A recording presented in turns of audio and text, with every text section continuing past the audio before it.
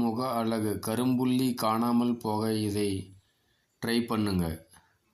ஜாதிக்காய்த்தூளுடன் சந்தனத்தூளை சம அளவில் எடுத்துக்கொண்டு அதனுடன் சிறிது கஸ்தூரி மஞ்சள் தூள் கலந்து முகத்தில் ஃபேஸ் பேக் போட்டு 20 நிமிடம் கழித்து முகத்தை குளிர்ந்த நீரால் கழுவவும். இப்படி தொடர்ந்து செய்தாலும் கரும்புள்ளி காணாமல் போகும். கண்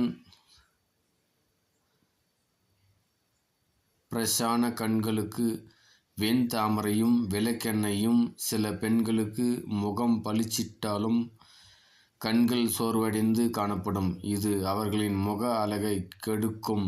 எனவே கண்களை புத்துணர்வுடன் வைத்திருக்க ஒரு வெண்தாமரையின் இதழ்களை 10 மில்லி விளக்கெண்ணெய் உடன் சேர்த்து மிக்சியில் நன்றாக அரைக்கவும். இதை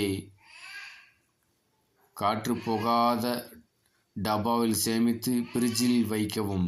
நேரம் கிடைக்கும் போதெல்லாம் இதை கண்கள் மீது தடவி அரை மணி நேரம் கழித்து குளிர்ந்த தண்ணீரில் கழுவினால் புத்துணர்ச்சியும் குளிர்ச்சியும் கிடைக்கும். பொடுகை விரட்டும் கொத்தமல்லி ஹெல்த். தினமும் தலைக்கு எண்ணெய் வச்சு ஆகணுமா? நல்லெண்ணெயை சூடாக்கி அரை டீஸ்பூன் வெந்தயம் போட்டு பொரிக்கவும். பிறகு சிறிதளவு கருவேப்பிலை போட்டு பொரிய விடுங்கள். அடுப்பை அணைத்துவிட்டு கைப்பிடி அளவு கொத்தமல்லியை போட்டு பொரிய விடுங்கள். இந்த எண்ணெயை தடவுங்கள்.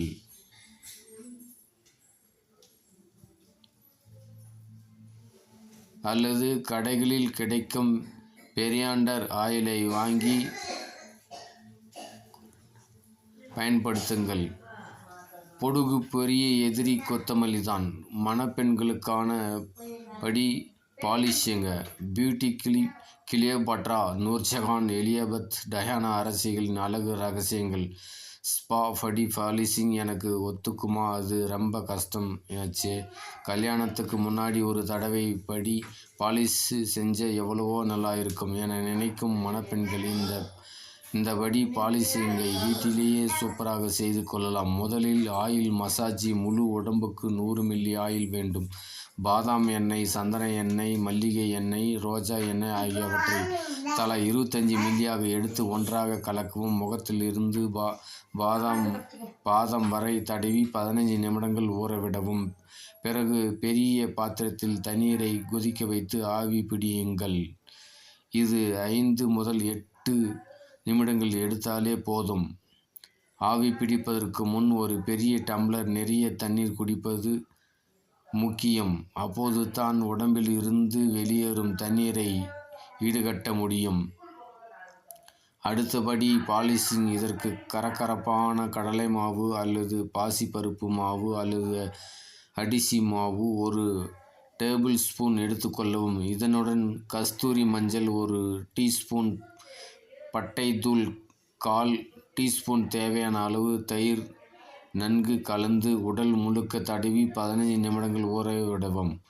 பிறகு மெதுவாக வட்டமாக தேய்த்து மேல் நோக்கியே மசாஜ் செய்து குளியுங்கள். தயிர் அழுக்கை நீக்கும். மாவு வகைகள் இறந்த செல்களை போக்கும்.